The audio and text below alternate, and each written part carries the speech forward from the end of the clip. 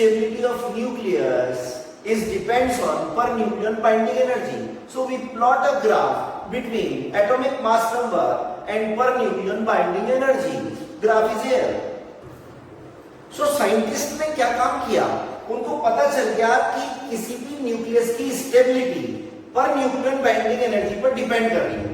तो साइंटिस्ट ने हर एटम के हर न्यूक्लियस की पर न्यूक्लियन बाइंडिंग एनर्जी कैलकुलेट करी और एक ग्राफ प्लॉट कर दिया।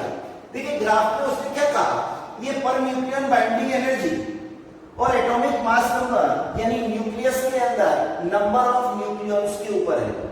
क्या इससे रिजल्ट निकाला उन्होंने देखा जब number of nucleons in nucleus के अंदर नंबर ऑफ न्यूक्लियॉन 0 to 56 थे, तो जैसे जैसे नंबर ऑफ न्यूक्लियॉन्स इंक्रीज हो रहे थे पर न्यूक्लियन बाइंडिंग एनर्जी इंक्रीज हो रही थी, मींस स्टेबिलिटी इंक्रीज हो रही थी।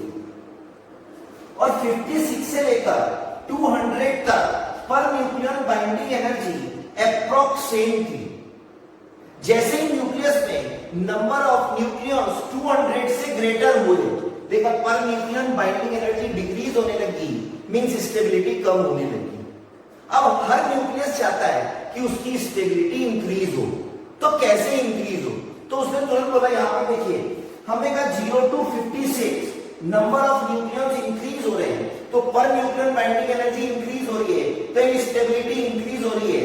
तो जितने भी लाइट न्यूक्लियस थे वो क्या कोशिश करेंगे, एक दूसरे में मर्ज होने की कोशिश करेंगे कि एक दूसरे में मर्ज हो जाए, ताकि न्यूक्लियस के अंदर नंबर ऑफ न्यूक्लियॉन्स इंक्रीज हो जाए, तो पर न्यूक्लियन बाइंडिंग एनर्जी इंक्रीज हो जाए, देन स्टेबिलिटी इंक्रीज हो जाए। इसका मतलब जितने लाइट न्यूक्लियस थे उन सब में कंबाइन होने की प्रॉपर्टी है, तो this nuclear reaction is called nuclear, यहां पर लिखा है इसलिए न्यूक्लियर फ्यूजन, फ्यूज होना, मिल जाना, ये है न्यूक्लियर फ्यूजन। अब हमने कहा 56 से 200 तक जब नंबर ऑफ न्यूक्लियॉन्स थे तो क्या होगा, मैंने कहा इनके पास पर nucleon binding energy automatically peak पर है, मींस इनकी स्टेबिलिटी ऑटोमेटिकली अप्रॉक्स मैक्सिमम है, तो ऐसे न्यूक्लियस कोई रिएक्शन नहीं दिखाएंगे। बट आफ्टर 200 जैसे ही न्यूक्लियस के अंदर नंबर ऑफ न्यूक्लियॉन्स 200 से ग्रेटर होने लगेंगे, पर न्यूक्लियन बाइंडिंग एनर्जी डिक्रीज होना स्टार्ट हो जाएगी, मींस स्टेबिलिटी डिक्रीज होना स्टार्ट हो जाएगी। तो ऐसे न्यूक्लियस क्या काम करेंगे, 2 और मोर देन 2 पार्ट में स्प्लिट होने की कोशिश करेंगे, और ये स्प्लिट होने का प्रोसेस कहलाएगा न्यूक्लियर फिशन। तो न्यूक्लियर रिएक्शंस आर 2 टाइप्स, एक है न्यूक्लियर फ्यूजन, एक है न्यूक्लियर फिजन। ये न्यूक्लियर फ्यूजन होना मींस लाइट न्यूक्लियस में होगा, और हैवी न्यूक्लियर के अंदर न्यूक्लियर फिशन होगा। एक एग्जांपल से समझ के देखते हैं। मान लीजिए मेरे पास एक हाइड्रोजन है, ये 1 हाइड्रोजन है, हाइड्रोजन के न्यूक्लियस के अंदर एक न्यूक्लियन है, एक और हाइड्रोजन ले लिया मैंने, एक और हाइड्रोजन ले लिया मैंने, एक और हाइड्रोजन ले लिया मैंने, इन सबके न्यूक्लियस में नंबर ऑफ न्यूक्लियॉन्स 1 है, और 1 मान लो यहां पर है, तो इसकी पर न्यूक्लियन बाइंडिंग एनर्जी ये है। बट अगर किसी तरह ये चारों न्यूक्लियस मर्ज हो जाए, मतलब एक दूसरे में फ्यूज हो जाए, देन ये हीलियम में कन्वर्ट हो जाएंगे, और हीलियम के अंदर नंबर ऑफ न्यूक्लियॉन से 4, तो ये 4 यहां पर आएगा हमारे पास, तो 4 की पर न्यूक्लियन बाइंडिंग एनर्जी ये होगी।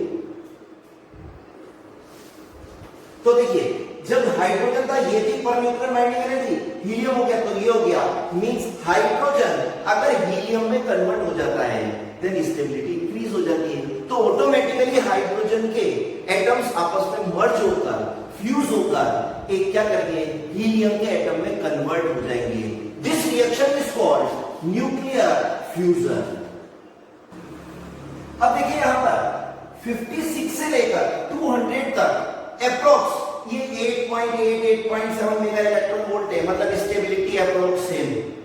बट जैसे ग्रेटर देन 200 होना स्टार्ट हो गई, मैं तो यूरेनियम ले लेता हूं, यूरेनियम 92 235, तो सोचिए 235 यहां कहीं होगा, तो इसकी पर न्यूक्लियन बाइंडिंग एनर्जी ये होनी चाहिए। तो न्यूक्लियर ये यूरेनियम क्या कोशिश करेगा यहां पर कि किसी तरह 2 हिस्सों में स्प्लिट हो जाए, ये हो गया बेरियम में और क्रिप्टॉन में। बेरियम 56 है, इसके नंबर ऑफ न्यूक्लियन है 141 और क्रिप्टॉन 36 92 पर। ये देखिए 92 और 141 नंबर ऑफ न्यूक्लियन है। 90 भी अप्रोक्स यहां कहीं आएगा और 141 अप्रोक्स यहां कहीं आएगा। दोनों की पर न्यूक्लियन बाइंडिंग एनर्जी पहले इतनी थी, अब इतनी हो गई। इसका मतलब पर न्यूक्लियन बाइंडिंग एनर्जी इंक्रीज हो गई। इसका मतलब जितने हैवी न्यूक्लियस होंगे वो सब 2 and more than 2 पार्ट में स्प्लिट होंगे और अपनी पर न्यूक्लियन बाइंडिंग एनर्जी को इंक्रीज करेंगे, मींस स्टेबिलिटी को इंक्रीज करेंगे। That means nuclear reaction are 2 types. ये nuclear reactions. For light nucleus में दोनों को मर्ज करने की प्रॉपर्टी होती है, मतलब न्यूक्लियर फ्यूजन होता है। ये रहा न्यूक्लियर फ्यूजन। ये like hydrogen bomb. Heavy nucleus again 2 property create करता है। हैवी न्यूक्लियस में 2 तरीके की पॉसिबिलिटीज हो सकती है। नंबर 1, अल्फा बीटा और गामा इसके न्यूक्लियस में से प्रोड्यूस हो सकता है, डीके हो सकता है उसके न्यूक्लियस में से। तो अगर ऐसा हुआ कि न्यूक्लियस में से अल्फा बीटा और गामा पार्टिकल का डीके हुआ, then these materials are called radioactive materials. तो रेडियो एक्टिविटी की प्रॉपर्टी भी कहां होगी? नेचुरली रेडियो एक्टिविटी की प्रॉपर्टी होगी हैवी न्यूक्लियस के। ऐसा भी हो सकता है कि heavy nucleus 2 and more than 2 part में स्प्लिट हो जाए। इसका मतलब न्यूक्लियर फिशन हो जाए। अब न्यूक्लियर फिशन जैसे होता है तो चेन चालू हो जाती है, एक के बाद दूसरा, दूसरे के बाद तीसरा, तीसरे के बाद चौथा, तो अनकंट्रोल्ड हो जाए। अगर हम कंट्रोल कर पाए तो कंट्रोल, और अगर कंट्रोल नहीं कर पाए तो अनकंट्रोल। इसका मतलब हमारे पास nuclear fission again are 2 types. One is controlled nuclear fission, दूसरा इज अनकंट्रोल्ड न्यूक्लियर फिशन। अगर कंट्रोल्ड है तो हम एनर्जी का यूज करेंगे जैसे न्यूक्लियर रिएक्टर में करते हैं। अगर अनकंट्रोल्ड है वो है न्यूक्लियर बॉम्ब। तो हमें जो करना है, ध्यान से मैं आपको इस प्रॉपर्टी को समझाने की कोशिश कर रहा हूं कि रेडियो एक्टिविटी हैवी न्यूक्लियस के अंदर ही क्यों क्रिएट होगी। लाइट में भी हो सकती थी, तो मैं उसके लिए कुछ एग्जांपल ले रहा हूं, थोड़ा ध्यान दीजिएगा। मैंने क्या किया, हाइड्रोजन, हीलियम, सोडियम और यूरेनियम ले लिया। हाइड्रोजन के 1H1, हीलियम 2,4, सोडियम 11,23, यूरेनियम 92, 235। अब इसमें number of neutrons and number of protons check कर रहे हैं। मैंने आपको करना सिखाया कि नंबर ऑफ न्यूट्रॉन और नंबर ऑफ प्रोटॉन कैसे निकालेंगे। ये जो Z की वैल्यू है वो नंबर ऑफ प्रोटॉन को इंडिकेट कर रही है, मींस हाइड्रोजन में नंबर ऑफ प्रोटॉन 1 है, हीलियम में नंबर ऑफ प्रोटॉन 2 है, सोडियम में नंबर ऑफ प्रोटॉन 11 है, यूरेनियम में नंबर ऑफ प्रोटॉन 92 है। और अगर मैंने A-Z कर दिया तो नंबर ऑफ न्यूट्रॉन्स आ जाएंगे, नंबर ऑफ न्यूट्रॉन्स। बट मुझे चाहिए न्यूट्रॉन्स एंड प्रोटॉन का रेशियो, या 0 या 1 या 1.1 और या 1.4 समथिंग। तो क्या इससे इंडिकेट लिया कि इनिशियली लाइट न्यूक्लियस के अंदर न्यूट्रॉन और प्रोटॉन का रेशियो अप्रोक्स 1 होता है, यानी number of neutrons and number of proton in nucleus same होते हैं। बट जैसे जैसे न्यूक्लियस में हम आगे जाते जा रहे हैं, न्यूक्लियस के अंदर number of neutrons number of proton के कंपैरिजन में इंक्रीज होती है। एक ऐसी पोजीशन आएगी जब number of neutrons number of proton से 1.4 टाइम्स हो जाएंगे। यहां तक कोई दिक्कत नहीं है, स्टेबिलिटी अच्छी। बट जैसे ये न्यूट्रॉन प्रोटॉन का रेशियो मोर देन 1.4 होता है, न्यूक्लियस अनस्टेबल हो जाता है। न्यूक्लियस जैसे अनस्टेबल होता है वो अपने न्यूक्लियस में से अल्फा बीटा और गामा पार्टिकल्स का डीके करना चालू कर देता है और अपने रेशियो को 1.4 से कम करने की कोशिश करता है ताकि न्यूक्लियस स्टेबल बना रहे। तो ये न्यूक्लियस में से अल्फा बीटा और गामा पार्टिकल होने लगे, निकलने लगे, डीके होने लगे, तो हमने कह दिया ये प्रॉपर्टी है radio activity. Radio active materials हो गए। तो हमने कहा रेडियो एक्टिव मेटीरियल कहां हो गए कि जहां पर रेशियो 1.4 से ज्यादा होगा, और 1.4 का ज्यादा कब होगा कि हैवी में होगा। तो नेचुरली रेडियो एक्टिव की प्रॉपर्टी किन में होती है? किनमें मिलेगी? Radiative heavy nucleus. क्या सर लाइट में नहीं हो सकती क्या? बिल्कुल हो सकती है।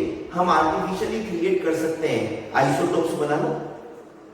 कार्बन का एक आइसोटोप था मेरे पास, ये था 612, मैंने इसकी जगह कर दिया 630, एक ये भी तो है 614, तो आप कर ही क्या रहे हो? नंबर ऑफ न्यूट्रॉन न्यूक्लियस में इंक्रीज कर रहे हो। तो number of neutron number of proton के कंपैरिजन में इंक्रीज होता जाएगा, तो 1.4 से ज्यादा हो गया तो क्या रेडियो एक्टिविटी क्रिएट नहीं कर सकते क्या? तो देखिए कार्बन 14 हम रेडियो एक्टिविटी के टर्म में काम में ले रहे हैं कि नहीं लेते? तो हम एक आइसोटोप ले सकते हैं, लाइट में भी कर सकते हैं, बट नेचुरली ये प्रॉपर्टी हैवी न्यूक्लियस में होगी। इन रेडियो एक्टिव मटेरियल न्यूक्लियस में से अल्फा, बीटा और गामा पार्टिकल्स का डिके हो सकता है। देखें, अगर अल्फा पार्टिकल का डिके हुआ तो अल्फा पार्टिकल होता क्या है? Alpha particle positive charge particle है, हीलियम होता है। हीलियम के न्यूक्लियस में 2 प्रोटॉन, 2 न्यूट्रॉन और उसके अराउंड न्यूक्लियस 2 इलेक्ट्रॉन भी मूव करते हैं। यदि ये सर्कमफ्रेंस बाहर जो हमारे ऑर्बिट के अंदर इलेक्ट्रॉन से, इन 2 इलेक्ट्रॉन्स को अपन बाहर निकाल दें हीलियम के न्यूक्लियस में से, तो जो बचा वो तो रिमेनिंग हीलियम का न्यूक्लियस ही बचा। तो हीलियम के न्यूक्लियस को ही हम अल्फा पार्टिकल बोलते हैं। तो अगर अल्फा पार्टिकल न्यूक्लियस में से डीके होता है मींस हीलियम डीके होता है, तो उसके न्यूक्लियस में जेड यानी 2 प्रोटॉन कम हो जाएंगे और उसके न्यूक्लियॉन्स में से 4 पार्टिकल कम होंगे, क्योंकि 2 न्यूट्रॉन और 2 प्रोटॉन कम होंगे, तो टोटल मिलाकर 4 पार्टिकल कम हो जाएंगे। तो जेड 2 से डिक्रीज हो जाएगा, जबकि नंबर ऑफ न्यूक्लियॉन्स 4 से डिक्रीज हो जाएंगे जब भी अल्फा पार्टिकल निकले। बीटा पार्टिकल्स आर 2 टाइप्स, एक नेगेटिव बीटा और एक पॉजिटिव बीटा। जब भी आपको एग्जाम में बीटा पार्टिकल शब्द यूज हो, आप नेगेटिव बीटा ही यूज करेंगे। जब तक वो पॉजिटिव बीटा नहीं कहता तब तक आप नेगेटिव बीटा ही पार्टिकल यूज करेंगे। Negative beta means electron. तो जब भी न्यूक्लियस से बीटा पार्टिकल का डीके हो तो उसके न्यूक्लियस में से एक प्रोटॉन कम हो जाता है। ये जेड तो जेड की वैल्यू 1 से इंक्रीज हो गई और ए की वैल्यू हमारे पास कोई चेंज नहीं है। लेकिन जैसे पॉजिटिव बीटा पार्टिकल की हम बात करेंगे तो पॉजिटिव बीटा पार्टिकल का मतलब हो गया, हम इसका नया नाम रख देते हैं positron. Positive beta particle nucleus में से निकलता है तो जेड की वैल्यू 1 से डिक्रीज हो जाती है और ए में कोई चेंज नहीं। जबकि गामा पार्टिकल एक एनर्जी का पार्टिकल जो केवल एनर्जी को रिप्रेजेंट करता है। तो जब गामा पार्टिकल निकलता है तो केवल एनर्जी चेंज होती है, ना जेड में चेंज होता है ना ए में चेंज होता है। देखिए मैं एग्जांपल बता रहा हूं आपको सबकी। मेरे पास एक एटम है XZA, इस एटम में से एक अल्फा पार्टिकल न्यूक्लियस में से अल्फा पार्टिकल का डीके हो गया। जैसे ही न्यूक्लियस में से अल्फा पार्टिकल निकला, ये जेड की वैल्यू 2 से डिक्रीज हो गई। 2 से डिक्रीज होने का मतलब क्या है कि ये एटम था X, अब ये एटम हो गया Y, क्योंकि हमारे पास तो नंबर ऑफ प्रोटॉन्स के हिसाब से हमने एटम्स के नोमेनक्लेचर दे रखे, नाम दे रखे, उनकी पोजीशन दे रखी है टेबल के अंदर। तो ये Z की जगह अब Z-2 हो गया, इसका मतलब एटम किसी और एटम में कन्वर्ट हो गया। इसका मतलब X वाला एटम तो डीके हो गया, ये एटम तो खत्म हो गया, किसी और एटम में कन्वर्ट हो गया। हमें क्या करना है? तो हमने कहा X एटम Y एटम में कन्वर्ट हो गया। अब कौन सा एटम है? Z2 कम है, A 4। ठीक ऐसे जब बीटा पार्टिकल का डीके हो रहा है तो X एटम था, ये बीटा पार्टिकल निकला तो Z 1 से इंक्रीज हो गया। केमिस्ट्री कहता है इक्वेशन बैलेंस होनी चाहिए, इधर Z है तो इधर भी टोटल Z आना चाहिए, तो यहाँ -1 है तो यहाँ Z+1 करोगे तभी तो टोटल Z आएगा, बैलेंसिंग होगी। इसका मतलब ये Z 1 से इंक्रीज हो गया, बट ए में कोई चेंज नहीं। हाँ, ये थोड़ी एक बात अलग से ध्यान रखिएगा, जब भी न्यूक्लियस में से बीटा पार्टिकल का डीके होगा, एक एक्स्ट्रा पार्टिकल और क्रिएट होगा जिसको अपन बोलते हैं एंटी न्यूट्रिनो। ये थोड़ा आगे अगले उसमें डिस्कस करेंगे एंटी न्यूट्रिनो। ऐसे पॉजिटिव बीटा पार्टिकल जब निकलता है तो जेड की वैल्यू 1 से डिक्रीज होती है, ए में कोई चेंज नहीं होता। देखिए example XZA, positive beta particle means positron जब निकला तो जेड की वैल्यू 1 से डिक्रीज हो गई, ए में पार्टिकल निकला, अब की बार निकला न्यूट्रिनो, तो नेगेटिव बीटा निकलता है तो एंटी न्यूट्रिनो, और पॉजिटिव बीटा निकलता है तो न्यूट्रिनो पार्टिकल क्रिएट होता है। याद रखने की बात है, गामा पार्टिकल केवल एनर्जी है, इसलिए न तो जेड में चेंज होता है न ए में चेंज होता है। चलिए कुछ न्यूमेरिकल करके देखते हैं हम। देखो मैं क्वेश्चन यहां पर जो दे रहा है, ये कह रहा है पहला क्वेश्चन कि अल्फा डीके हुआ, मेरे पास एक यूरेनियम का एटम है, यूरेनियम 92-238, इसमें से एक अल्फा पार्टिकल यानी हीलियम डीके हो गया, तो अब रिमेनिंग क्या बचा, ये मेरा आंसर निकालना। तो बहुत सिंपल सी बात मैंने आपको जो सिखाई थी वो क्या थी कि यहां पर ये है जेड, अगर अल्फा पार्टिकल निकलता है तो जेड की वैल्यू 2 से डिक्रीज हो जाती है।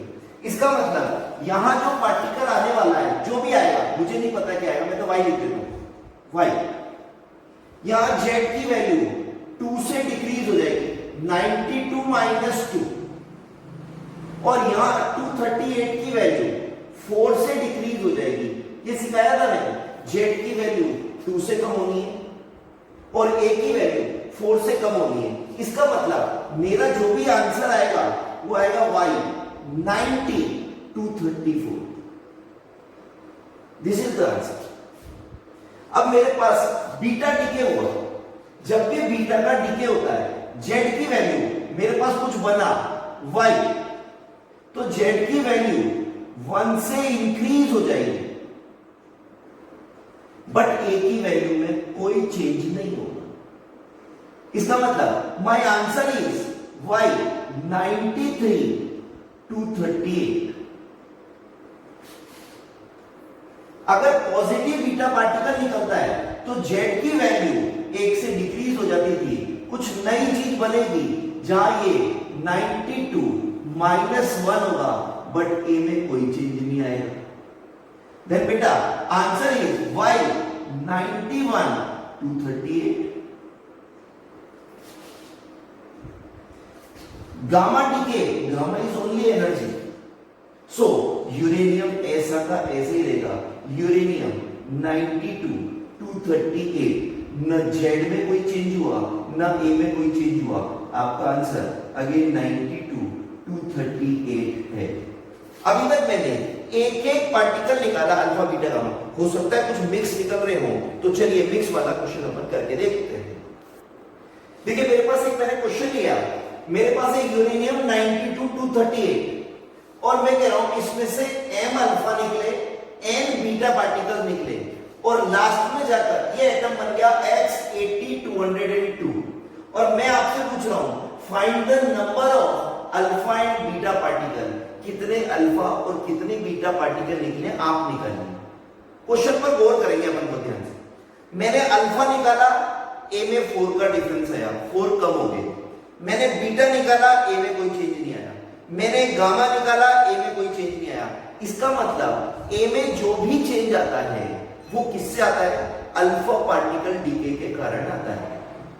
और मेरे पास यहाँ ए 238 से डिक्रीज होकर 202 हो गया है। इसका मतलब ए में जो भी चेंज आया है वो अल्फा डीके के कारण है, और एक अल्फा पार्टिकल डीके होता है तो 4 का चेंज होता है। तो मैंने कहा क्यों ना ए का चेंज निकाल लें, उससे नंबर ऑफ अल्फा निकाल लेंगे अपन। देखिए मैं नंबर ऑफ अल्फा निकाल रहा हूं, नंबर ऑफ अल्फा पार्टिकल, यानी मैं वैल्यू निकालना चाह रहा हूं एम की। कैसे निकाला मैंने, चेंज इन ए की वैल्यू थी 238 और अब हो गई ए की वैल्यू 202, और एक अल्फा से 4 का चेंज होता है तो डिवाइडेड बाय 4।